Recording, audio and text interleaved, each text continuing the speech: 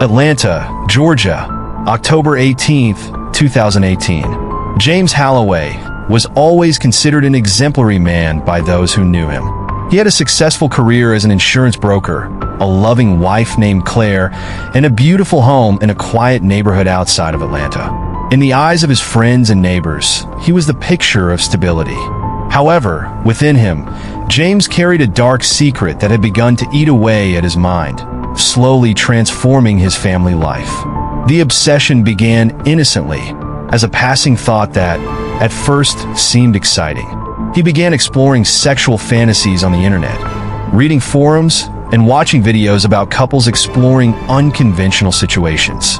The idea of seeing his wife with another man, something he would never have imagined years before, began to gain strength within him. What was initially just a curiosity soon turned into a fixation. He couldn't stop thinking about it. In the hours when he was alone in the office or lying in bed next to Claire, his mind wandered to scenarios he created himself. At first, he tried to suppress these thoughts, feeling guilty. James wondered if something was wrong with him for wanting this. He knew Claire would never understand. After all, how could anyone explain to their wife that they would like to see another man with her? However, as the months passed, the desire only grew, fueled by an uncontrollable need to experience that. The fantasy was no longer something he could ignore. It was embedded in his mind, pulsing with every thought, with every intimate moment he had with Claire. James began laying the groundwork, trying to figure out how far he could go with Claire without scaring her. He started making little comments, testing the waters. Initially, it mentioned articles about couples exploring new adventures to rekindle their marriage. Claire, in turn, didn't attach much importance to those conversations, thinking it was just a phase of James' curiosity. She knew him as a conservative man and saw no danger in seemingly harmless ideas. But James was playing a calculated game. Instead of insisting all at once, he planted the seed slowly, subtly introducing the concept into his daily conversations. Sometimes, after dinner, while they were on the couch watching TV, he would bring up the subject with questions like, "Do you think couples lose passion after many years together?" Or, "What do you think of couples trying something new to spice things up?" Claire always answered lightly, without realizing that, for James, those questions had a much deeper purpose. The weeks passed, and James began to intensify his approach. He bought books about modern relationships, which included topics about couples exploring other forms of intimacy. He shared parts of the books with Claire, trying to make her see that this could be something normal, even healthy for their relationship. Deep inside, he was already completely dominated by this obsession. Every time Claire didn't show interest, James felt frustrated, but he didn't let it show. He knew that to achieve what he wanted, he needed to be patient. One night, after a few glasses of wine, James decided to take the conversation to a more serious level. He approached Claire directly, but still carefully. "I was thinking, maybe we could try something new, something that would spice up our relationship a little more," he said, keeping his tone calm and gentle. Claire, not understanding exactly what he meant, asked what he was referring to. James hesitated for a moment, feeling his heart race. He knew this was the decisive moment, the point of no return. "What if we invited someone else to, join us?" The words came out of his mouth almost like a whisper, as if he feared Claire's reaction. Claire was silent for a few seconds, processing what she had just heard. She looked at James, looking for any sign that this was a joke, but he was serious. His eyes showed desire and anxiety, something she had never seen in him before. The silence in the room seemed to last for an eternity. "Do you want me with another man?" Claire asked, her voice low, trying to understand if she had heard correctly. James nodded slightly, realizing that she was beginning to understand what he wanted. Claire felt a wave of discomfort rise within her. That didn't make sense to her. In all the time they had been married, James had never mentioned anything like that. She felt betrayed, confused, and even a little scared. However, James's persistence in the following days weakened his resistance. He continued trying to convince her, arguing that this was just a way of exploring something new, an experience that could strengthen their marriage even further. Claire resisted as long as she could, but James' constant pressure began to undermine her confidence. She began to question herself. Was their marriage really so stagnant that it needed something like this? James spoke so persuasively, saying it was just a harmless adventure. Finally, after months of insistence, Claire, exhausted and confused, gave in. Maybe it was something that would help their relationship, he thought. What Claire didn't know was that, by agreeing to James' proposal, she was opening the doors to a much more dangerous reality. James was no longer the same man she knew. His obsession had become something dark and insatiable, something he could barely control. For him, fantasy was no longer enough. He needed to see it come true, no matter what. Little did they know that their decision to bring another man into their lives would be the beginning of a nightmare that would end in blood. November 12th, 2018 dawned gray in Atlanta. A light rain was falling, covering the city with a heavy, humid atmosphere. Inside his house, James was preparing for what should be the day his fantasy came true. He hadn't slept well the last few nights, his mind spinning non-stop, consumed by obsessive thoughts about what was about to happen. Every detail of the night was meticulously planned. From the hotel, they chose to meeting the man he had contacted online. Claire, on the other hand, was visibly uncomfortable. Ever since she agreed to go along with James' idea, a feeling of dread had been growing inside her. She tried to convince herself that this was just an experience, something she could forget later, but the fear that it would destroy what was left of her marriage haunted her. James looked confident, almost cold, as he sorted out the final details, but Claire felt like she was on a precipice. Over the weeks leading up to the event, James had corresponded with Tyler, the man he had chosen to participate in what would be, for him, the culmination of his fantasy. Tyler was an attractive, self-assured 35-year-old man who had accepted James' invitation without many questions. He had experience with these types of situations and knew exactly what to expect, or so he thought. To Tyler, it was just another casual encounter with a bored couple looking for something different. He could never have imagined that he was about to enter a nightmare that would put his life at risk. The meeting was arranged at a luxurious hotel in downtown Atlanta, a place where discretion was guaranteed. The hotel had a sophisticated feel, with large chandeliers in the lobby and staff who avoided asking too many questions. James had booked a suite on the top floor, a large space with elegant furniture and an impressive view of the city, partially obscured by the mist of the rainy morning. As the time approached, Claire felt her anxiety increase. She tried to calm down, but nothing seemed to work. Every time I looked at James, he seemed more distant, more determined. Something about him had changed in the last few weeks. The loving, caring husband she knew was disappearing, being replaced by someone she didn't recognize. Deep down, she knew that going through with it could have irreversible consequences, but now it was too late to turn back. They had come too far. At 7 p.m. sharp, Tyler arrived at the hotel. Dressed casually, with a confident charm that contrasted with the dark mood of the night, he was greeted by James at the entrance to the suite. Claire, sitting on the couch, wasn't sure how to react. When he first saw Tyler, he felt a mixture of embarrassment and discomfort. He was younger than she imagined, with an aura of confidence that made her even more nervous. Tyler, on the other hand, seemed at ease, like he'd been through this many times. James tried to break the ice with some casual conversation. They talked for a few minutes about trivial things, as if they were just getting ready for a normal night. James offered drinks, and everyone drank some wine, although Claire could barely touch her glass. She felt her stomach churn with anxiety. The environment began to slowly change. Tyler and James exchanged glances, as if they were already coordinated on what would come next. Claire watched the dynamics between the two men, feeling increasingly out of place, as if she were just a spectator of her own life. She knew the moment was about to happen, and although she had agreed to everything, she felt like a puppet controlled by forces beyond her understanding. When James finally signaled that they were ready to begin, the air in the room changed completely. What was once just nervous tension turned into something heavier and darker. Claire tried to push away thoughts of doubt and insecurity, trying to convince herself that she was doing this for the good of her marriage, but the fear was overwhelming. Tyler, for his part, remained confident and calm, but he didn't know that behind James's facade of control, there was a man on the verge of a breakdown. The scene James had fantasized about began, But instead of excitement, he felt something different. At first, he tried to convince himself that it was normal to feel some discomfort, but he soon realized that what he was seeing filled him with anger. Every touch Tyler made to Claire, every gesture he made, didn't bring the pleasure James expected. On the contrary, something dark and primal began to take hold of him. A feeling of betrayal, of jealousy, that he didn't foresee.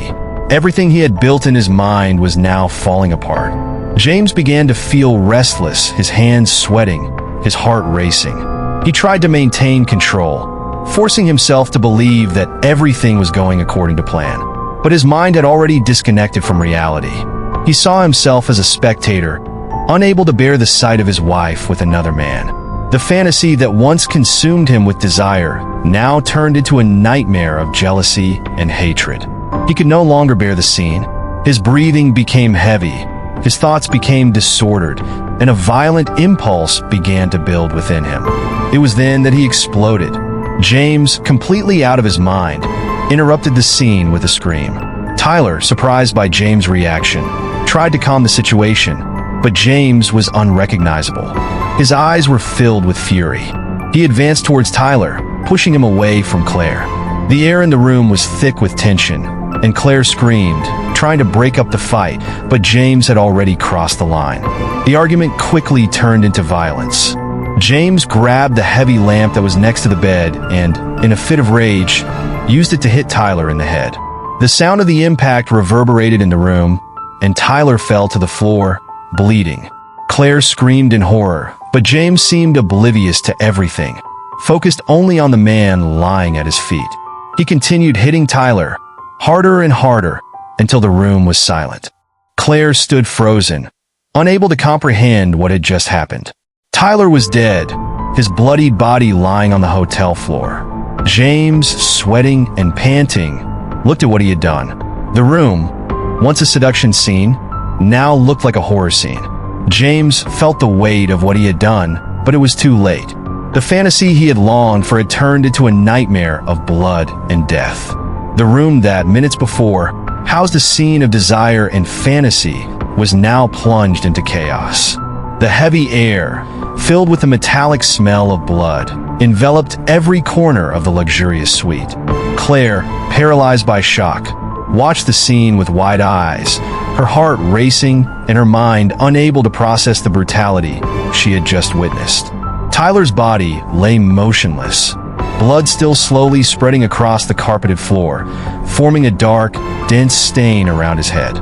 James, sweating and panting, still held the broken lamp with shaking hands.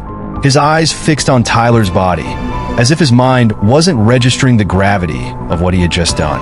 All he could hear was the echo of his own thoughts, reverberating like thunder in his head. What have I done? What have I done? He was no longer the man who had engineered that night with such precision. He was now a murderer. The clock on the wall said 8:37 p.m. Only half an hour had passed since Tyler arrived, but to Claire it felt like years had been compressed into such a short space of time. She knew she needed to do something, but her muscles were frozen. Tears started streaming down her face, but she didn't make a sound. Everything was in slow motion for her. The real world seemed to have receded into the distance, becoming a surreal distortion that she could barely touch. James, on the other hand, began to regain awareness of the situation. He dropped the lamp, which fell to the floor with a hollow sound. His hands were covered in blood, and he looked at them for a few seconds, as if trying to understand what those red stains were. His chest rose and fell rapidly, his breathing short and uneven. He began pacing back and forth, his thoughts spiraling. He needed to think. I needed to get out of that situation. But how? He turned to Claire, who was still motionless on the couch. His eyes met hers, and for a brief moment, there was a connection between the two. Claire saw the terror in James's eyes. He was no longer the calculating and controlled man he once was. He was now a shadow of his former self, a man consumed by his own obsession. Claire tried to speak, but her throat was dry. The words stuck. All he could do was mumble one name, James. Her name brought James back to reality. He ran up to Claire and shook her by the shoulders, his face desperate. We have to solve this, Claire. We have to find a way. "We can't let them find out," he whispered, as if he was afraid that someone might hear him on the other side of the door. Claire looked at him, but couldn't respond. His body was still in shock. His mind couldn't keep up with the urgency James conveyed. The clock continued to tick relentlessly. Every second that passed seemed like an eternity to both of them.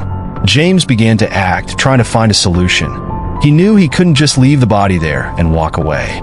The police would find him, and it would all be over. He needed to be cold. He needed to be calculating. But his shaking hands and desperate look revealed the inner chaos that he could no longer control. James began searching the room, opening drawers, rummaging through things looking for anything that could help them clean up the scene. He found towels, sheets, anything that could absorb the blood. He tried to clean the stain on the floor, but the amount of blood was overwhelming. Every time he scrubbed the carpet, more blood seemed to appear, like a scene from an endless nightmare. Claire finally stood up. Her movements were slow and hesitant, as if her body was reacting automatically, without her having complete control.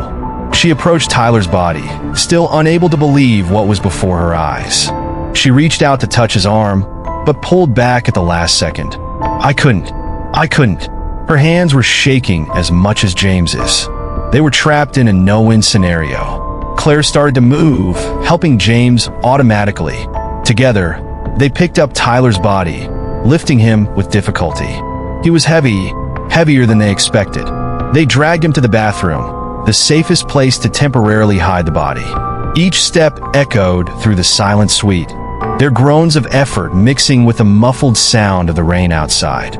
When they finally managed to get Tyler's body into the bathtub, they both fell to the floor, exhausted. Claire leaned her head against the wall, her eyes closed as she tried to control her breathing. James sat on the floor, staring at the body in the bathtub with glassy eyes. There was no turning back. Whatever they had imagined for that night was destroyed. Reality had caught up with them in a brutal way. James tried to think of a way to get rid of the body. Despair grew by the second, and every solution he considered seemed even more impossible. They didn't have the right tools. They didn't have a plan. What would they do? Would they run away? Would they call the police and make up a story of self-defense? Nothing made sense. As James sank deeper into his own mind, Claire began to realize the depth of the abyss they were in. Her husband was lost, consumed by his own madness, and she knew that from that moment on, nothing would be the same again. She felt trapped, with no way out, as if she were in a nightmare from which she couldn't wake up. However, something inside her began to move. Maybe it was the adrenaline, maybe it was the fear, but Claire knew that if she wanted to survive, she would have to be strong. What once seemed impossible now became a necessity. They needed a plan. They needed to think rationally, even if everything inside her screamed to run away. Time was against them. Soon, someone would realize something was wrong. Tyler hadn't gone there without telling anyone. Somewhere, someone knew of his presence, and eventually the questions would start to arise. With a determined look, Claire stood up. She looked at James, who was still sitting on the floor, lost in his own thoughts. "We have to clean this all up, James," she said, her voice firm, even though inside she was shaking with fear. "If we're going to have any chance, we need to do this together." James looked at her, surprised by the change in attitude. He nodded slowly, not knowing what else he could do. The violent turn that night had thrown them into a deep abyss, and now, the only thing left for them was to try to find a way out of it, even though they knew that nothing could erase what had happened in that room. The dawn was dense and silent. Outside the hotel, the city of Atlanta continued with its usual rhythm, with lights flashing on the streets and the distant sound of cars passing by. However, inside that luxurious suite, time seemed to have stopped. The air was filled with a strong smell of disinfectant, but the odor of blood persisted, an indelible mark of the crime that had occurred. James and Claire, now completely exhausted physically and mentally, had spent hours trying to clean up the trail of death. Tyler's body remained hidden in the bathtub, wrapped in sheets that absorbed the blood but did not hide the brutality of what had happened. Claire, in an almost catatonic state, stared blankly at the window, trying to maintain some semblance of sanity amidst the chaos. James, on the other hand, was in a spiral of increasing despair. He paced back and forth, muttering to himself, as if trying to find an impossible way out. With each passing minute, the fear of being discovered increased. Time was against them. Something inside Claire began to break. She knew they couldn't go on like this. They needed to act. But how? She was emotionally destroyed and, at the same time, aware that the time to make a drastic decision was quickly approaching. Then, around 5 a.m., the room phone rang. The sound was a shock, as if the universe itself was calling them back to reality. Claire and James looked at each other with panic in their eyes. Neither of them had the courage to answer. The phone rang once again, and one more. Finally, Claire crawled over to the phone and answered with a trembling voice. "Hello." His voice was barely above a whisper. "Good morning, ma'am. Here is the reception. We are calling to let you know that your checkout will be in 1 hour. Do you need anything?" Claire took a deep breath, trying not to show panic. "No, thank you. We are already finishing." She hung up the phone, but her mind was racing. 1 hour. They had an hour before anyone came to the room. He looked at James, who was frozen, staring at Tyler's body in the bathtub as if he was hypnotized. They needed to get rid of the body. Quickly. "James, we need to do this now." Claire spoke with a firmness she didn't even know she possessed. "Help me put his body in the suitcase. Let's take it to the car and get out of here before anyone notices." James blinked several times, trying to process what Claire had said. He didn't want to face the body again, but he knew Claire was right. They had no choice. With pale faces and shaking hands, they worked together to place Tyler's body inside the large suitcase they had brought. The weight of the dead body was a cruel reminder of the gravity of the situation, but they managed to close it, pushing the zipper with difficulty. Once the body was hidden, they moved quickly. Claire dressed up and put on a mask of forced calm, while James, completely sweaty and shaken, struggled to maintain his composure. They knew they needed to look normal, like any other couple going on vacation. As they finished getting ready, the sound of footsteps in the hallway echoed through the room, making their hearts race. With the heavy suitcase between them, they left the room and walked down the hall to the elevator, avoiding looking at anyone. However, the receptionist at the hotel entrance observed them with an expression of curiosity, noticing the visible sweat on James' face and the obvious weight of the suitcase. Even so, the couple smiled, trying to hide the terror that consumed their thoughts. Arriving at the parking lot, they carried the suitcase into the trunk of the rental car. James, still shaking, had to exert considerable force to put the suitcase inside the car. The weight, both physical and psychological, seemed unbearable. Claire was at his side, her gaze fixed on the horizon as panic bubbled up inside. They got into the car, and without exchanging a word, James started the engine and sped away from the hotel toward the interstate. The initial plan was simple: find an isolated place to dispose of the body. However, as the hours passed and the sun rose, what once seemed simple became incredibly complex. Paranoia began to eat away at them. They drove for more than an hour, until they reached a remote forested area on the outskirts of Atlanta. The place was shady, with tall, dense trees that blocked the sunlight. They found a small dirt path that led to an isolated clearing. James turned off the car, and the two sat in silence for a few moments. What they were about to do was the point of no return. Once they got rid of the body, there would be no turning back. Finally, with a deep breath, they got out of the car and opened the trunk. The suitcase, still weighing on their consciences, was pulled out of the car with difficulty. They dragged her across the clearing to a shallow hole that James dug with a shovel they found in the trunk. The strenuous physical exertion was a reflection of the mental and emotional strain they had been enduring since the murder. When the body was finally buried, both were covered in dirt and sweat. Claire looked at James, her eyes empty. They knew that this did not mean the end of their problems.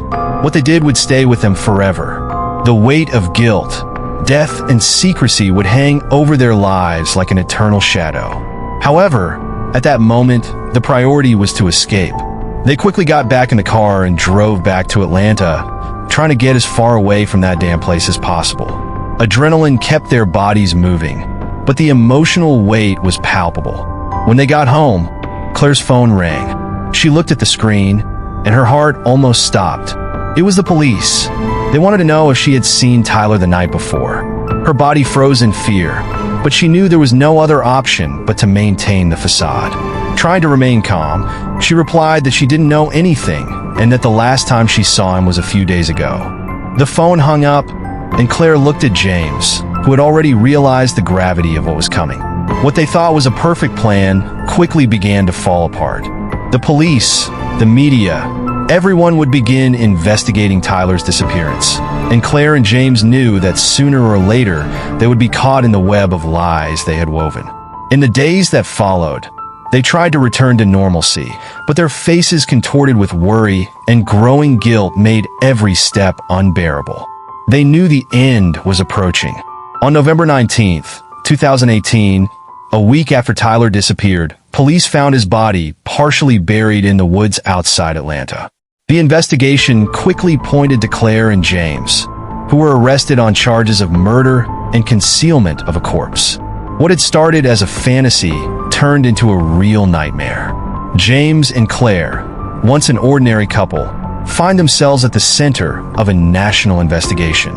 The trial was widely publicized, and both were convicted, their lives shattered forever.